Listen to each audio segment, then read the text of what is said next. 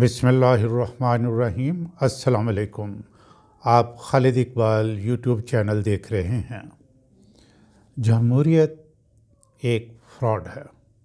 Democracy is a fraud. عام آدمی اس کے اندر غلام ہی تو ہے۔ اس ویڈیو میں میں آپ کو امریکی سینیٹر کے کچھ انکشافات بھی پیش کروں گا۔ بادشاہت، آمریت یا جمہوریت، یہ سب طرز حکمرانی کی مختلف شکلیں ہیں۔ ہر سسٹم میں چند لوگوں کے ہاتھ میں اختیارات ہوتے ہیں اور تمام وسائل پر انہی کا قبضہ ہوتا ہے۔ باقی عوام کو غلام کہیں یا پیادے، سب انہی چند لوگوں کی خدمت میں دن رات ایک کیے ہوتے ہیں۔ ناظرین، امریکہ کا ایک سینیٹر ہے جس کا نام ہے برنائے سینڈرز۔ اس کا کہنا ہے اولیگارکی امریکہ سمیت تمام دنیا میں موجود ہے۔ اولیگارکی کا مطلب ہے کہ تمام اختیارات اور وسائل چند لوگوں کے پاس ہیں اور دنیا میں وہی حکومت کرتے ہیں۔ مختلف ملکوں پر وسائل پر قابض رہنے کے لیے اور حکومت کرنے کے طریقے مختلف ہیں۔ سینیٹر برنائے سینڈرز کے مطابق پچھلے 4 سالوں میں، ناظرین ذرا ان باتوں پہ غور کیجئے گا۔ یہ امریکن سینیٹر ہے، بڑا ویل نون، اور اس نے یہ ڈیٹا پیش کیا ہے کہ پچھلے 4 سالوں میں دنیا میں 5 ارب لوگ پاورٹی لائن سے نیچے چلے گئے، یعنی غریبوں کی صف میں شامل ہو گئے۔ اب آپ دوسری طرف ذرا دیکھیں، دنیا کے 5 امیر ترین لوگوں نے $14 ملین فی گھنٹہ کے حساب سے اپنی دولت میں اضافہ کیا۔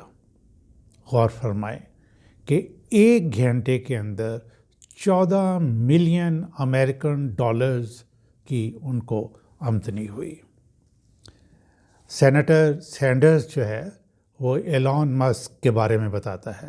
آپ کو معلوم ہے کہ مسک جو کہ ٹویٹر کا مالک ہے، اس نے 2003 میں ٹویٹر خریدا تھا، اور یہ ٹویٹر اس نے اپنی ایکس کارپوریشن کے لیے خریدا تھا، اور اسی لیے ٹویٹر کا نام ایکس رکھ دیا تھا۔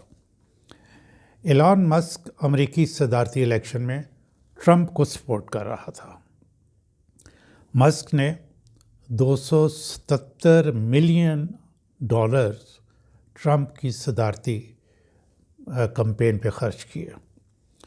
صرف 277 ملین ایک بندے نے، اور الیکشن شروع ہونے سے لے کر اب تک وہ 120 بلین کا اپنی دولت میں اضافہ کر چکا ہے، یعنی کہ 120 ارب ڈالر کا کتنے وقت میں، جب سے کمپین سٹارٹ ہوئی ٹرمپ کی اور ابھی تک۔ ایک دوسرا شخص ہے جس کا نام وہ جیف بیزوس ہے، جس نے ایک مہینے میں $67 بلین کمائے، یعنی 67 ارب ڈالر کمائے۔ تیسرا ایک اور شخص مارک زکربرگ ہے، جس نے ایک سال میں 90 ارب ڈالر کمائے۔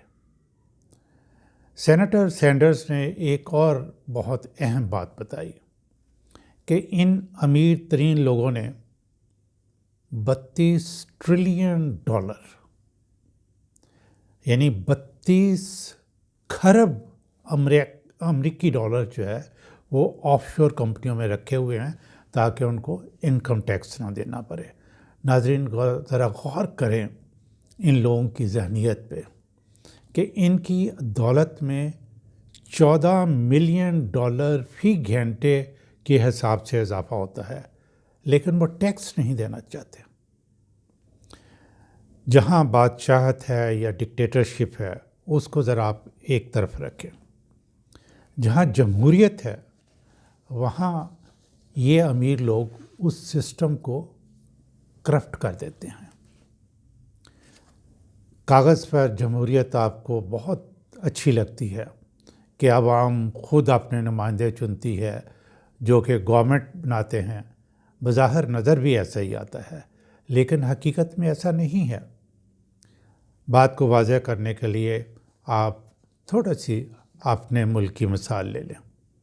سیاسی پارٹیاں خود ایک ایسٹ ہیں۔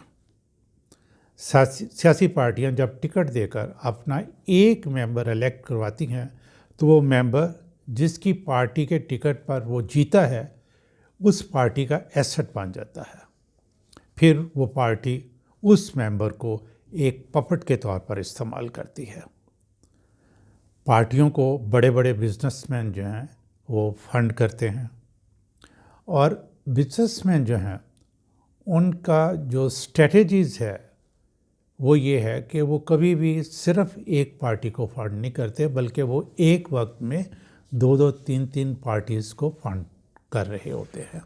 برسر اقتدار آنے کے بعد بزنس مین کے بزنس میں پھیلاؤ کے لیے، اس کو بڑھانے کے لیے گورنمنٹ پھر ان کو پروجیکٹس دیتی ہے، ان کو فیسیلیٹیٹ کرتی ہے، اور باقاعدہ اس کے لیے قانون سازی کرتی ہے۔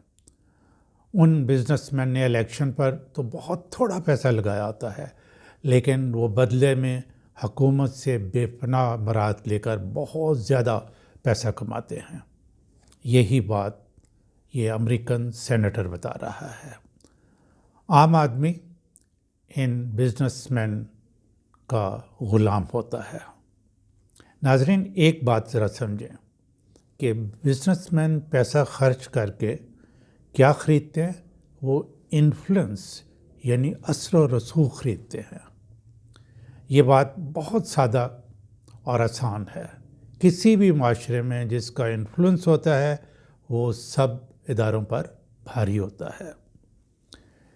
ناظرین، انفارمیشن ٹیکنالوجی میں ایڈوانسمنٹ سے، الیکٹرانک میڈیا کے وجود میں آنے سے اس سیکٹر کا نہ صرف انفلوئنس ہو گیا ہے، بلکہ اس میں بزنس کی اپرچونٹیز جو ہیں وہ بہت زیادہ بڑھ گئی ہیں۔ بزنس مین ایک طرف پولیٹیشنز میں کو پیسے دیتے ہیں، یعنی پالیٹکس میں انویسٹ کرتے ہیں، دوسری طرف نیوز چینلز جو ہیں وہ بنا لیے ہیں، اور اب تو سوشل میڈیا ہاؤسز بھی بنانا شروع ہو گئے ہیں۔ یہ اپنے لیے قانون سازی کرواتے ہیں، لیکن ماورائے قانون کام بھی کرتے ہیں، لیکن ان سے کوئی پوچھ نہیں سکتا۔ اگر کوئی پوچھنے کی غلطی کر لے تو یہ جو میڈیا ہاؤسز ہیں اور یہ جو چینلز ہیں وہ اس کو بدنام کر کے رکھ دیتے ہیں۔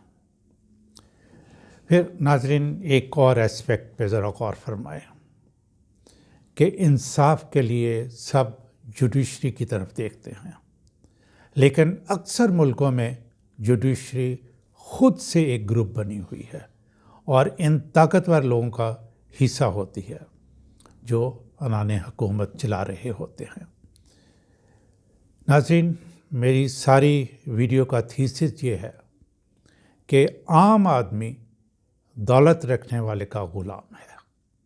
اس غلامی کے لیولز انوکھے اور مختلف ہیں۔ کبھی یہ ٹیچر بن کر نوکری کرتا ہے، کبھی طبیب بن کر، کبھی انجینئر بن کر، کبھی ان کی فیکٹریوں کا ایندھن بن کر، اور بوڑھا ہونے پر اپنی اولاد کو ان کی خدمات کے لیے تیار کرتا ہے۔ یوں یہ عام آدمی عام ہی رہتا ہے، کبھی چھوٹے ٹائٹل والا غلام، کبھی بڑے ٹائٹل والا غلام۔